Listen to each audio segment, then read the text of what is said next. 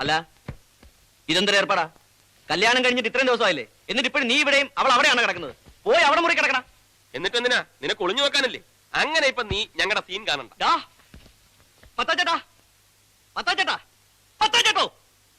എന്താടാ തുടങ്ങിയ പിന്നെയും? ഇവനെ നോക്കിയേ, ഇവന്റെ കല്യാണം ശരിക്കുള്ള കല്യാണമായിരുന്നു എന്ന് എനിക്ക് സംശയമുണ്ട്.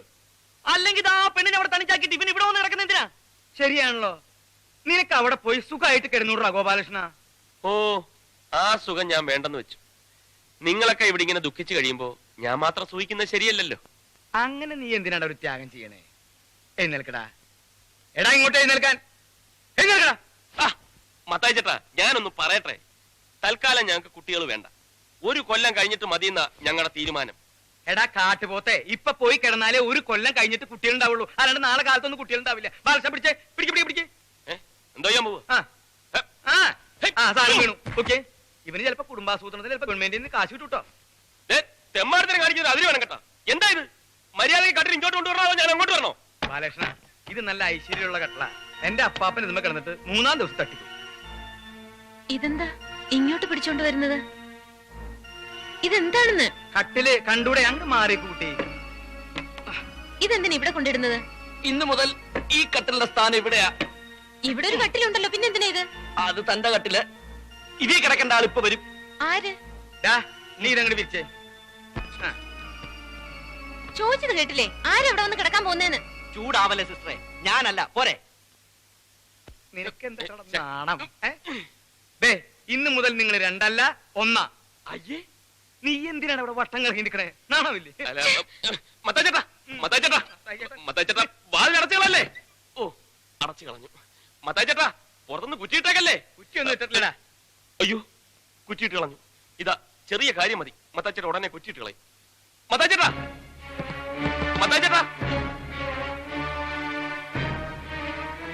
സോറി ഉണ്ട് കേട്ടോ. എന്തിനാ എന്നെ ഇങ്ങനെ നോക്കുന്നത്? ഞാനല്ലല്ലോ, അവരല്ലേ എന്നെ കൊണ്ടുവന്ന് തള്ളിയത്. ഏതായാലും അവരുടെ മനസ്സിലിരിപ്പൊന്നും നടക്കാൻ പോകുന്നില്ല.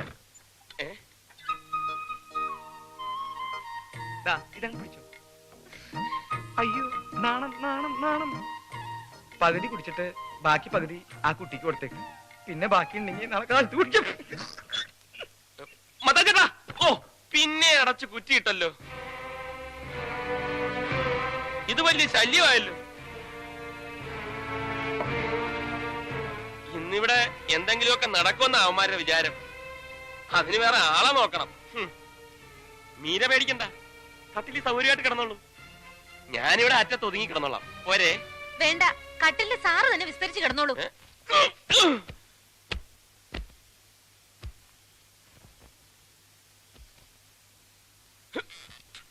ഓക്കെ, മീരയ്ക്ക് മീരയെ വിശ്വാസമില്ലെങ്കിൽ വേണ്ട. പക്ഷെ എനിക്ക് എന്നെ നല്ല വിശ്വാസമാണ്. ഇനി മീരയുടെ ഭാഗത്തു നിന്ന് എന്തെങ്കിലും തെറ്റുണ്ടായാലും ഞാനത് തടയും. Good night.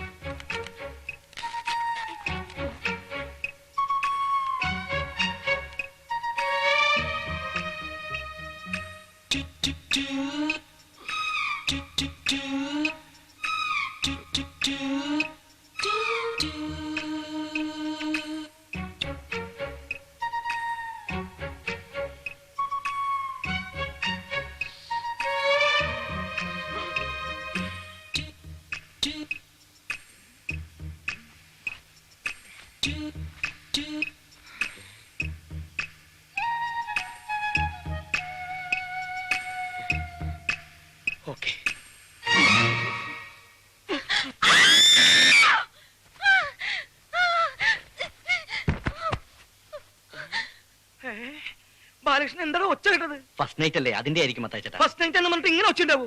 ഇത് ഫസ്റ്റ് നൈറ്റ് അല്ല, ലാസ്റ്റ് നൈറ്റ് ആണെന്ന് തോന്നുന്നത്. ഞാനങ്ങനെ ഇവിടെ വന്നു? ആരാ എന്നെ പൊക്കിയെടുത്ത് ഇവിടെ കൊണ്ട് കിടത്തിയത്? നീയാണോ? മതി, അഭിനയിച്ചതും പച്ചപ്പാവൻ ചമഞ്ഞതും ഒക്കെ. ചതിയനാണ് നീ, കൊടും ചതിയൻ. മീര, ബഹളം ഉണ്ടാക്കരുത് പ്ലീസ്. അപ്പുറത്ത് അവരൊക്കെ ഉണ്ട്. അവരൊക്കെ കേക്കട്ടെ, സത്യം എന്താണെന്ന് അവരറിയട്ടെ. നിങ്ങൾ ചെയ്ത വൃത്തികേടുകളൊക്കെ ഇവിടെ എല്ലാവരും അറിയട്ടെ. അതിന് ഞാൻ എന്ത് വൃത്തിയേട് ചെയ്തെന്നാ? ഉറക്കത്തിൽ അറിയാവുന്ന കെട്ടിപ്പിടിച്ചോ? അപ്പൊ നീ എന്നെ ഉറക്കത്തിൽ കെട്ടിപ്പിടിച്ചോ? അത് ഞാൻ ക്ഷമിച്ചില്ല. അതുപോലെ ഞാനും ഒന്ന് അറിയാണ്ട് ചെയ്തു പോയതാ. അറിയാണ്ടാണല്ലേ?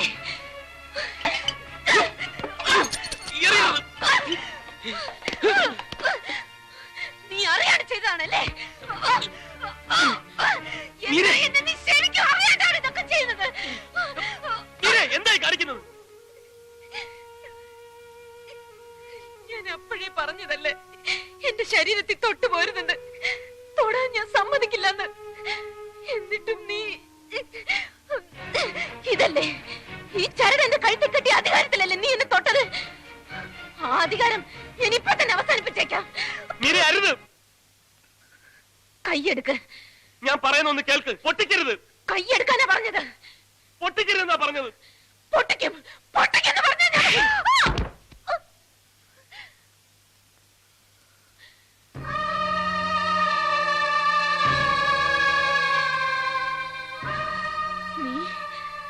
നീ എന്നെ തല്ലിയല്ലേ? നിന്നെ തല്ലുകയല്ല, കൊന്നു കുഴിച്ചു മുടുക വേണ്ടത്. ഇനി ആ താലിയിലെങ്ങനെ തൊട്ടാലുണ്ടല്ലോ, കൊന്നുകളയും നിന്നെ ഞാൻ. വേണ്ട, നീ എന്നെ കൊല്ലണ്ട. ഞാൻ ചാവല്ലേ നിനക്ക് വേണ്ടു? ഞാൻ ചത്തോളാം, ഞാൻ തന്നെ ചത്തോളാം. പോ, എവിടെയെങ്കിലും പോയി ചാവ്. കാണിച്ചു തരാം, എല്ലാത്തിനും ഞാൻ കാണിച്ചു തരാം. എന്റെ ശവത്തിന് നിങ്ങളെ കൊണ്ടൊക്കെ ഞാൻ സമാധാനം പറയിക്കും. നോക്കിക്കോ.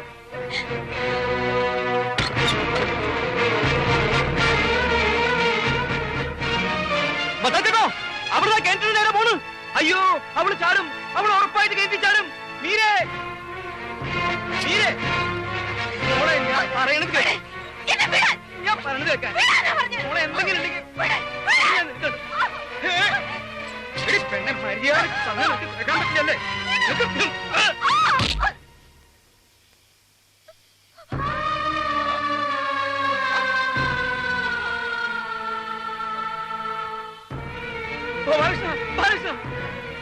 അയ്യോ മീരെ, ബാലകൃഷ്ണ പൊക്കടാ.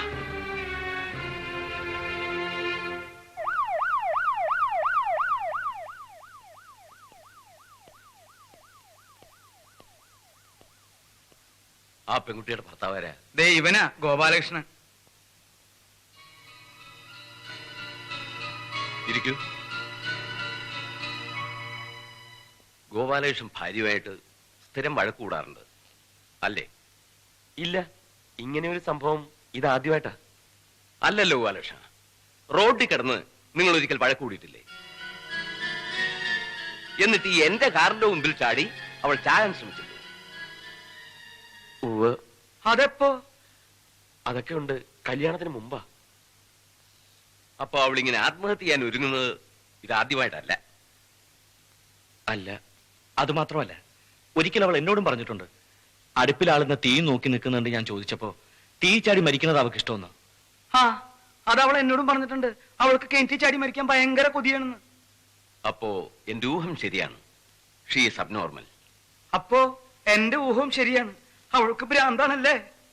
ഭ്രാന്തെന്ന് പറയാൻ പാടില്ല, ഒരു തരം മാനസിക രോഗം, ആത്മഹത്യാ പ്രവണതയുള്ള ഒരു മാനസിക രോഗി. ഞങ്ങളുടെ ഭാഷയിൽ പറഞ്ഞാൽ എ സൂയിസൈഡ് മാനിയാക്ക്. മരണം സ്വയം വരിക്കുക, ആ മരണത്തിലൂടെ മറ്റുള്ളവരോട് പ്രതികാരം ചെയ്യുക, അതാ അവളുടെ ഉദ്ദേശം.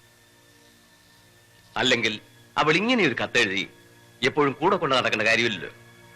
ഇതെനിക്ക് അവളുടെ കയ്യിൽ നിന്ന് കിട്ടിയതാ. ഇതിലെന്താ എഴുതിയിരിക്കുന്നതെന്ന് ഞാൻ വായിക്കാം. പ്രിയപ്പെട്ട അച്ഛന്, ഞാൻ ഒരിക്കലും ആത്മഹത്യ ചെയ്യില്ല. എന്റെ മരണം അതേത് നിമിഷത്തിലും സംഭവിക്കാം. അങ്ങനെ സംഭവിച്ചാൽ അച്ഛൻ അറിയണം, അതൊരു കൊലപാതകമാണെന്ന്. എന്റെ ഭർത്താവാണ് എന്നെ കൊന്നിരിക്കുന്നതെന്ന്. അച്ഛന്റെ മകൾ മീര.